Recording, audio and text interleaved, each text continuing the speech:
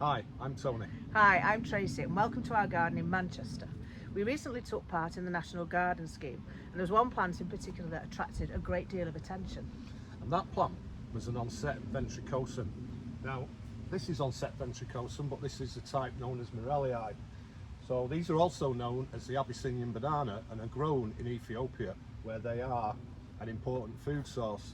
Now, coming from the west coast of Africa, or the west side of Africa I should say, they're not that hardy.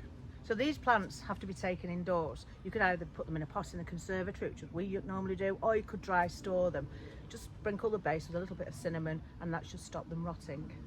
So around about August 22 we visited another garden in Wakefield in Yorkshire, and we bought a plant not too dissimilar to this one. So this is actually the same plant as what we've got just over the other side of the garden, the plant that attracted a lot of attention.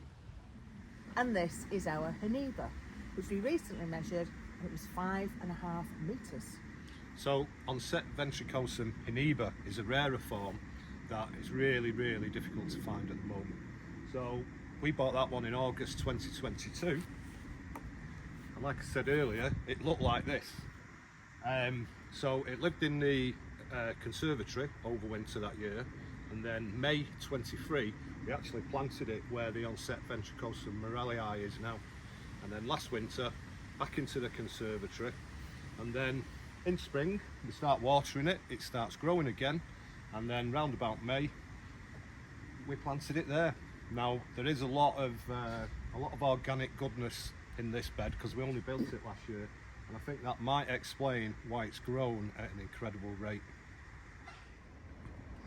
So Tracy stood next to the Hiniba now, so hopefully you'll be able to get a better perspective of just how big this plant is.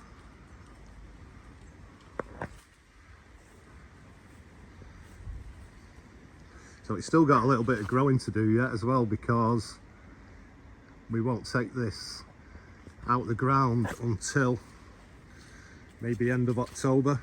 It'll be a case of watching the weather and waiting for the first signs of a frost. So that's it, that's the story of our Ensete ventricosum Hiniba, which will be living in the conservatory this winter. Thanks for watching.